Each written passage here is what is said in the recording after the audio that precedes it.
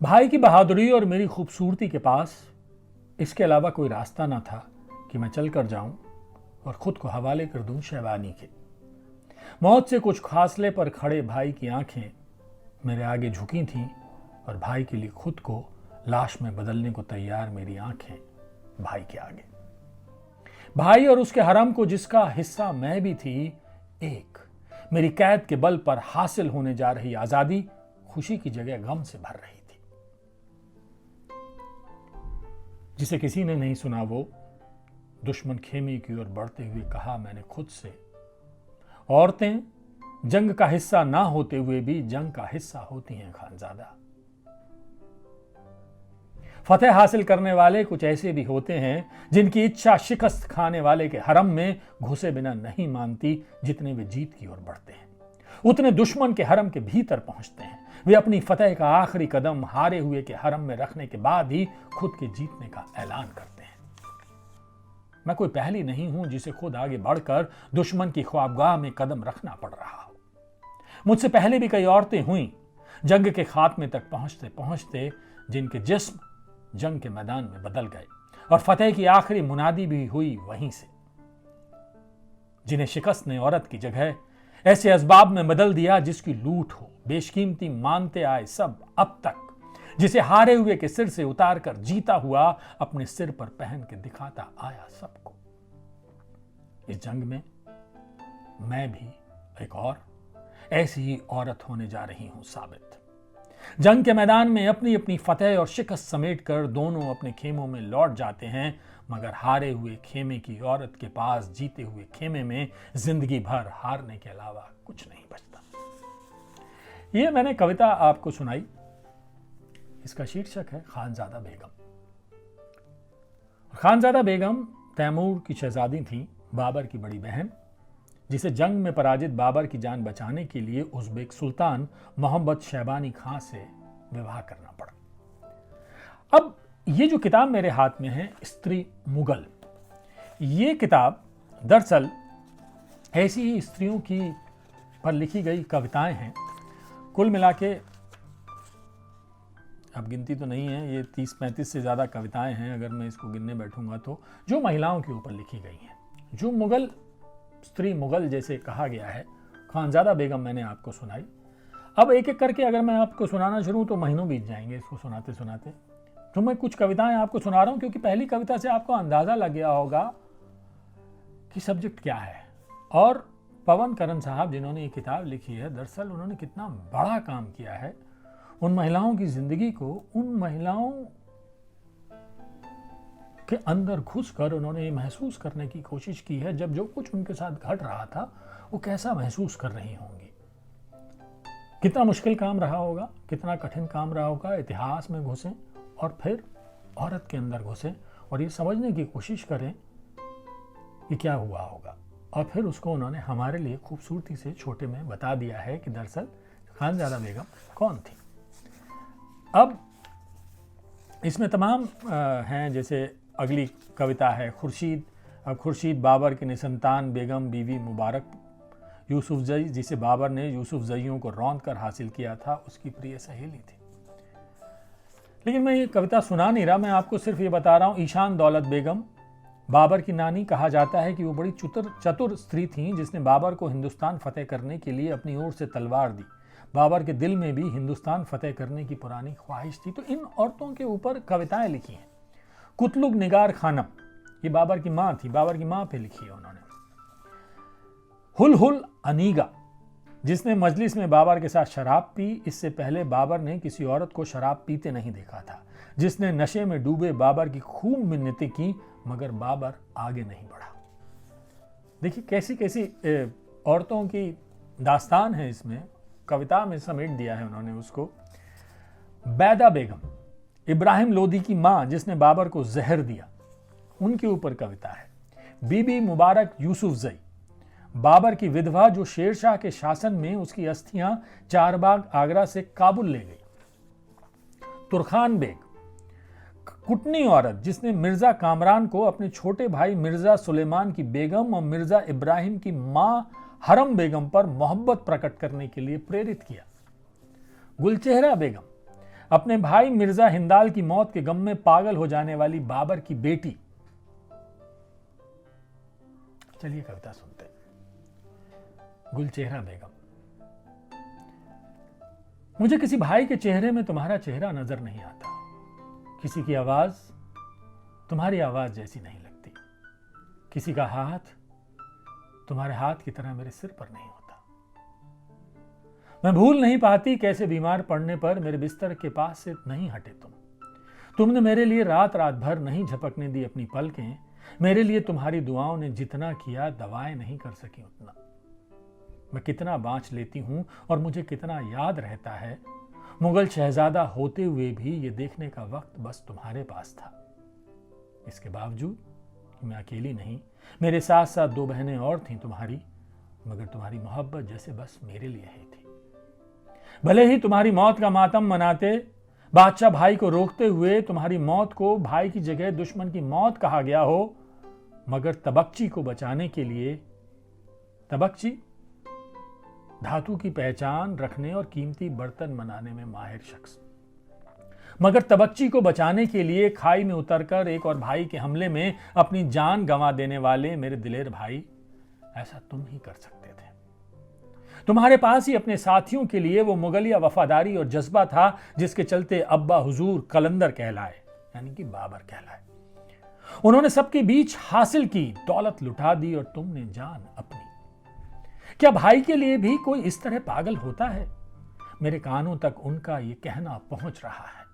हाँ मेरे शहीद भाई, मुझे तुम्हारा कत्ल होना उस दिन के कत्ल होने की तरह लग रहा है जिस रोज तुमने कहा था मुझसे। गुलचेहरा, अपने भाइयों की तरह मैं भी बादशाहत की इच्छा रखता हूं और उसके लिए जान लड़ाने के लिए तैयार रहता हूं अपनी। मगर असलियत तो यह है कि मेरी सल्तनत तो अम्मी से शुरू होकर बेगम और बच्चों से होती हुई तुम बहनों पर आकर खत्म होती है, और इसमें तुम्हारा बड़ी मोहब्बत से भाईजान पुकारना मुझे बादशाह सुनाई देता है। उफ, भाई बहन के बीच की मोहब्बत की कितनी खूबसूरत कविता है ये, गुलचेहरा बेगम के लिए उन्होंने लिखी है। तमाम कविताएं हैं, अब मैं आपको सुना रहा हूं पद्मावती पर भी उन्होंने कविता लिखी है। अब पद्मावती कौन थी पहले ये सुन लीजिए कि चंदेरी और रायसीन के राजा भूपत शाह के नाबालिग बेटे प्रताप शाह के वजीर पूरनमल, जिसकी उस समय रायसीन पर हुकूमत थी, उनकी बेटी थी पद्मावती। रायसीन पर शेरशाह के किले पर कब्जे के बाद पूरनमल ने अपनी खास रानी रत्नावती और उसके साथ साथ और बेगमों और शहजादियों को मौत के घाट उतार दिया। शेरशाह ने मुस्लिम फरियादियों को न्याय की खातिर पूरनमल की राजकुमारी बेटी और 3 नाबालिग राजकुमारों को सजा दी। तो अब सुनिए पद्मावती कि हिंदुस्तान के बादशाह के हुक्म से सड़कों पर नचाया जा रहा है मुझे। मेरा नाच दिखाने के लिए मुनादी कराकर पहले भीड़ जुटाई जाती है, फिर नाचने के लिए धकेल दिया जाता है मुझे उसके बीच। रुक रुक कर गलियों और चौराहों पर नाचने को मजबूर मैं बादशाह के शत्रु राज्य की रक्कासा नहीं, जिसने होकर क्षुब्ध राज्य की पराजय से अपने बादशाह के दरबार में नाचने से कर दिया हो मना और जिसे सजा दी गई हो सड़कों पर नचाए जाने की। मैं रायसीन की राजकुमारी हूं जिसके पैरों में बादशाह के हुक्म से घुंघरू बांध दिए गए हैं। क्या इससे पहले किसी बादशाह ने किसी राजकुमारी को ऐसी सजा दी है जिसमें दंड से अधिक उसके राज्य का अपमान किया जाना शामिल हो? राजकुमारियों का बांदियां और हाजिरा बनाया जाना तो मैं भी सुनती आई थी। यह भी सुना मैंने कि बादशाह बाबर ने भेदनी राय की दोनों बेटियों को बेटों से ब्याह दिया था अपने।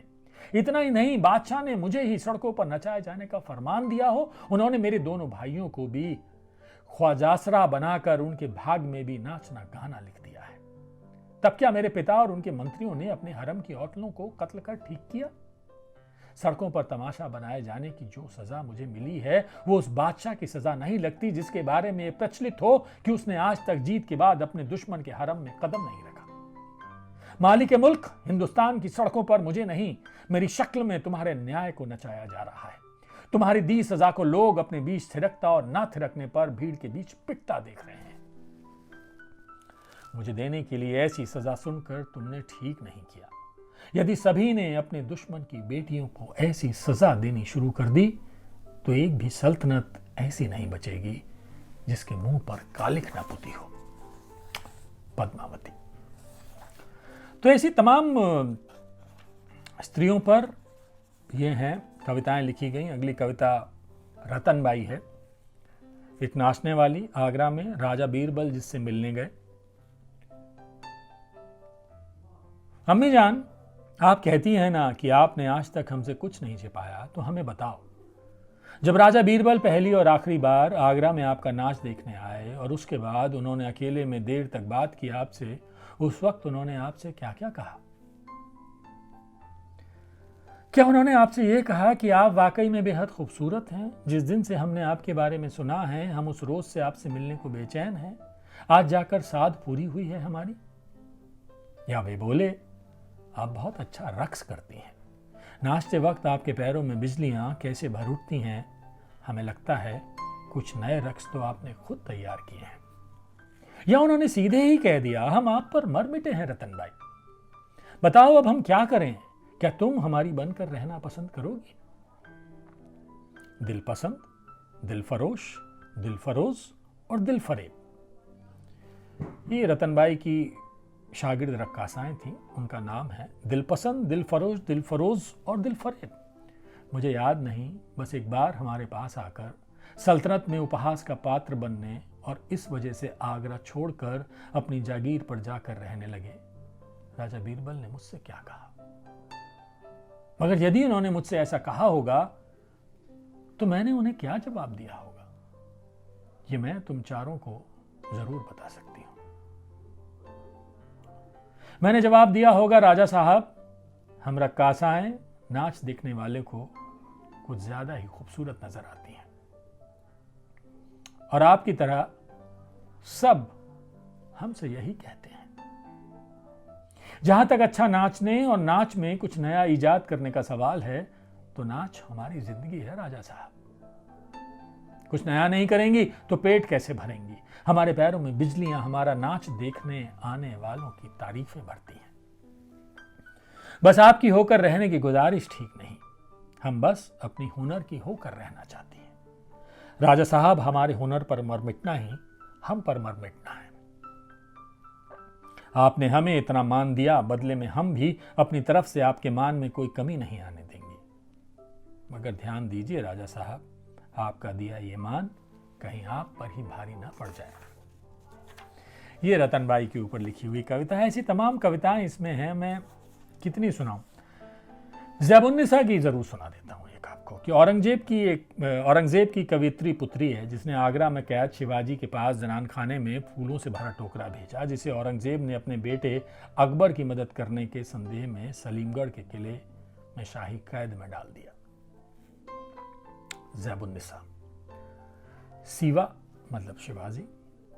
सीवा बस माल असबाब ही लूटता है, किसी दिलवाली को नहीं लूटता। ज़ैबुन्निसा ने जब जीनत से यह कहा तो वह आसपास देखते हुए बोली, चुप रहो आपा, किसी ने सुन लिया तो गजब हो जाएगा। किसी से लुटने का ख्वाब देखने वाली मुगल शहजादियों का सुख डोला सीधे शाही कैद खाने में जाकर रुकता है। भूल गई एक बार जब तुमने अंदाज से सीवा की तस्वीर बनाई थी, तब अब्बा हुजूर ने क्या नसीहत दी थी तुम्हें? तब वे शहजादे थे और अब बादशाह हैं। अपने हुक्म से उनके हुक्म को काट देने वाले दादा हुजूर भी नहीं अब तो। हद तो यह कि तुमने देखा तक नहीं उसे, बस सुना ही सुना है उसके बारे में, और उस सुने सीवा की इतनी बात। फिर ये मत भूलो कि वो एक काफिर है। अच्छा जीनत, एक बात बताओ, सीवा मेरे साथ साथ यदि तुम्हें भी लूट कर ले जाने लगे तब तुम क्या करोगी? या अल्लाह आपा, तुम कैसे बातें कर रही हो? लगता है आज आपकी शायरी सर चढ़कर बोल रही है आपके। वो सब तो ठीक है, मेरी बात मत भुलाओ, जवाब दो, बताओ, तब तुम क्या करोगी? तब मैं ये करूंगी, सीवा के साथ जाती हुई तुम्हें गले से उतार कर अपना ये सतलड़ा हार पहना दूंगी। ये ज़ैबुन्निसा पर कविता थी। तमाम कविताएं हैं। उदयपुरी बेगम के बारे में भी कविता है। आखिरी कविता क्या है, चलिए मैं वो पढ़ देता हूं। तो साहिब महल और मल्लिकाए जमानी, मुगल बादशाह मोहम्मद शाह की बेगम है। मल्लिकाए जमानी ने बीर बख्शी गुलाम कादिर से आलम शाह को तख्त से हटाकर बदर बख्श को बादशाह बनाने की सौदेबाजी की।